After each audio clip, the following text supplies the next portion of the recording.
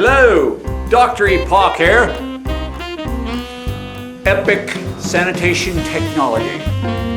I have come here to show you how to properly use an extractor to cause hot water extraction. There's a right way and a wrong way. The secret is to use as little moisture as you can if you are limited in the instruments that you have, the tools of your trade, whatever they may be. Most of us are very unfortunate. We don't have very much money. That green stuff, or whatever it is nowadays, hardly even see it. What is it? That stuff. It just goes in the bank and out of the bank. But anyway, so we're limited in capital to have the proper cleaning equipment. So we have to rent it when we're starting out. Sometimes we've been in it for years and we still don't have what we need because nobody will get us the stuff we need. They say, oh, well, isn't what you have enough? No. Do you want your carpets to be ripped out in 5 years? Or do you want them to be ripped out in 30 years? It is possible to keep a carpet for 30 years if you treat it right. As I had been talking about before in my prior video about deep cleaning, to achieve deep cleaning, you need to have one thing: thorough, dry removal of as much of the dirt as possible. First step, you've got to get the gook out. If you don't get the gook out, you're going to make a muddy floor. All right? Your carpet will turn brown because carpet likes to wick when you get it wet. So I showed a demonstration of low moisture. Why low moisture? Because if you don't have the equipment to do deep cleaning, you will have to use low moisture to make it look good. All right? It won't necessarily be what it should be. Okay? Because if you're like me, you know there's more that could be done. But you can't go there because you don't have the equipment. You're missing an element. If you are wanting to be a top-notch cleaning company or carpet cleaning company, let's get specific here, carpets. If you want to be a top-notch carpet cleaning company, you need to research, you need to buy the equipment with money. You need to get this stuff so that you can be top-notch. All right? But if you're your average Joe just starting out, you got nothing. All right? You have to rent some things. If you rent two things, my fingers need to work better. 2 things. Are you listening to me? Hello? Are you listening? I hope you're listening.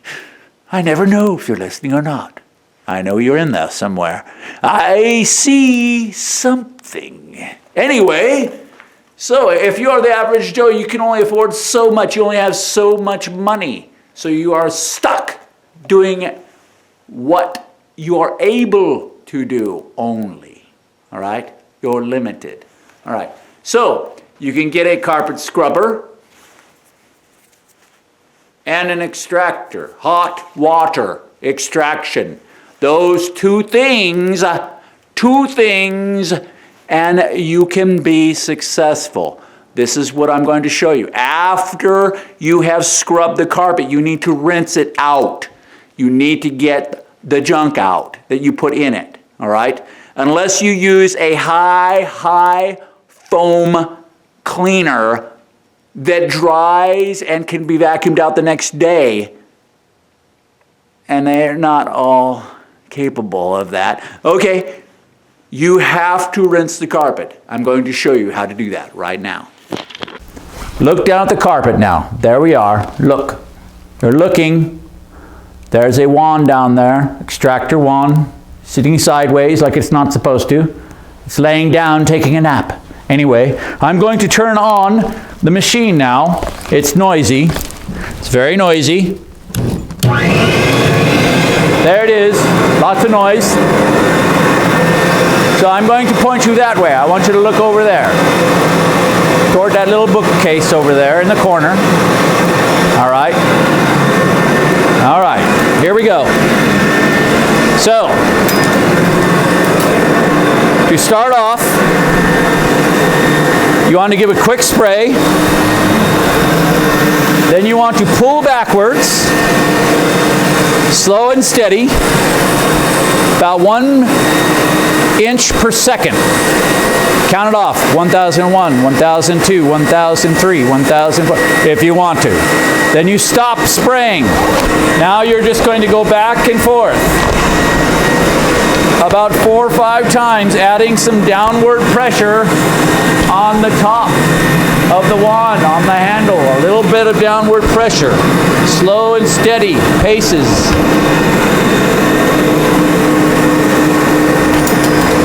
Back and forth, using your legs, keeping your back straight. So you use the weight of your body when you go forward, and the power of your legs to push. This will pull a lot of moisture out. This is not the best wand. See how thin this is?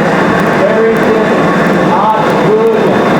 This is not the best wand.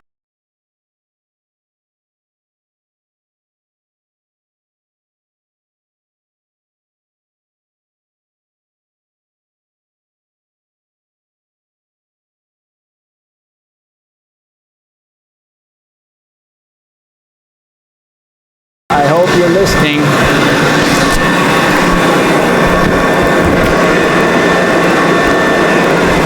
At any rate, so if the long stroke method like this doesn't work for you, it seems to get you tired faster, you can use the short stroke method. Okay? This one is kind of long. It's the way I like to do it, about 5-foot swipes. It's just comfortable for me. Some people it's not comfortable.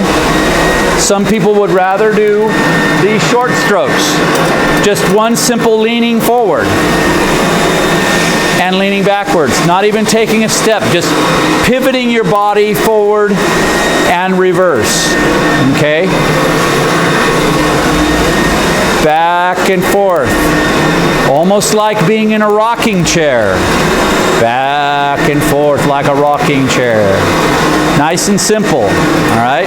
Go to the next spot. You do the same thing. You're just pivoting your body back and forth. You're not even taking a step. You're just pivoting back and forth like a rocking chair. Adding pressure to the wand on the handle. Adding pressure, downward pressure. And putting your weight into it as you go forward. Very simple.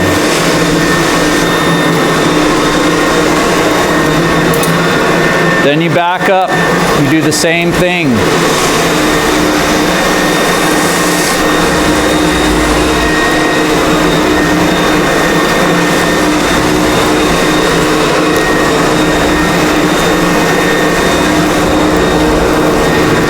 Okay.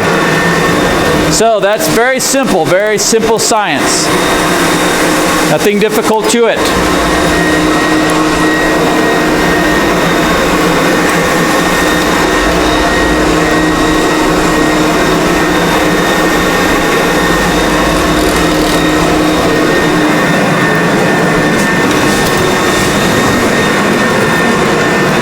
Let me turn this machine off.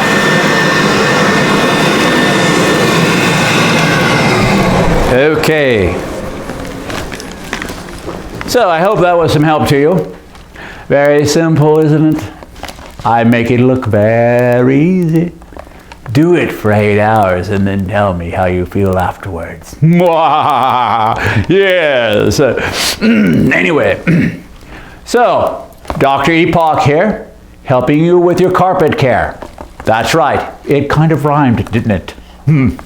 Yes. So, what you need to do after you have done this carpet is you need to get some high rate fans, like turbo fans, dude. Really moving the air. You gotta dry the carpet quick. If you don't dry the carpet quick, it might wick. That rhymed too, didn't it? I'm a rhyming Hyman today. Or is that Simon? I don't know. But my name's not Simon to begin with. At any rate, you want to make sure that it doesn't wick. If your carpet wicks, it won't look like you did anything. It'll look dirty again. Unless you do ultra deep cleaning. Ultra deep hot water extraction. It takes money. You have to buy the right equipment, and that takes money. As you advance in the field of carpet cleaning, unless you work for the government, then you'll never get anywhere. They'll always limit your budget. They'll hold you back. They won't let you do anything. Sound like I talk from experience, doesn't it? Anyway, so if you're the average Joe, you are limited. You don't have the finances, the resources. You have to rent equipment, and that costs money when you rent. So there's always cost involved. Why does there have to be cost? Why can't I do it? If you're going to run a good business, you're going to have to spend some money. You have to go shopping. All right, I bet you're wondering what kind of equipment I use, don't you? Well, I'm not going to tell you. You'll just have to go shopping for yourself. Research it. Okay? Right. So, what I've taught you is, if you're going to properly clean the carpet, low moisture, you have to dry clean it first with a pile lifter. You've got to get the pile to pop. If you don't have a pile lifter, rent one. If you can't find anybody that has one, which is what happened to me. If you can't find anybody that has one, then you have to buy one on the internet or somewhere.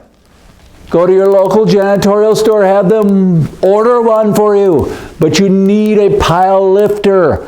If you don't have one, the next best thing is what I mentioned, number 2, the floor scrubbing technique that can cause the carpet to pop, but it will only pop so much with moisture. Dry carpet pile lifting is the best method, but if you can't, you use a machine. Use a regular floor scrubbing machine. Get a pad that is called a bonnet, and bonnet clean it using the spray method that I had taught in floor scrubbing. You pre-spray it, then you hit it with the bonnet. Then after the bonnet, okay, after you bonnet cleaned it, which is remarkably good, all right? You can wet it, scrub it with one side of the bonnet, flip it over, and dry the carpet quite a bit with the other side, okay? It hastens drying. It works, okay? And that's what you want. You want to dry the carpet quickly. The faster, the better. Are you listening? Are you listening? Hello? Are you listening? I hope so. Okay, so then you need to do hot water extraction. Okay? If you are not dry cleaning entirely, you need to do hot water extraction. And in that hot water extraction, you need to keep your moisture down. If your moisture in your carpet went halfway on your cleaning, when you spray with the extractor, the carpet will semi-dry before you get there. And you will re-wet it, and it will go down, but it won't go to the bottom if you use the method I had just shown you. It won't go to the bottom. You would have to really spray a lot of water to really wet it to the bottom to cause wicking. All right, so the end thing you need to do is, as I had said, you need to buy fans. You have to hasten the drying. You've got to cause it to dry faster. Somehow, turn the fans on. If you don't have a high rate fan, one that could blow a lot of air, move a lot of air, use regular fans, circulating fans, whatever they're called. Turn on the air conditioner or the heater in the house, but turn the fan to on. Keep it on all night. Get fans on, get the air moving, and it will dry fast. And you won't have what? The dreaded wicking. You don't want it to wick. So, we have learned the proper method of a low moisture cleaning. Even though you used an extractor on it afterward, it was still low moisture. High moisture is very deep cleaning, and you need the right equipment for that. What I showed you was not the right equipment for deep cleaning. It will not deep clean properly. Research. There is special wands that can do deep extraction on your carpet. Proper deep extraction. That is the key. So, Dr. Epoch, glad you could listen to me. I hope I was some help. At any rate, have a wonderful time, a great day, and God bless.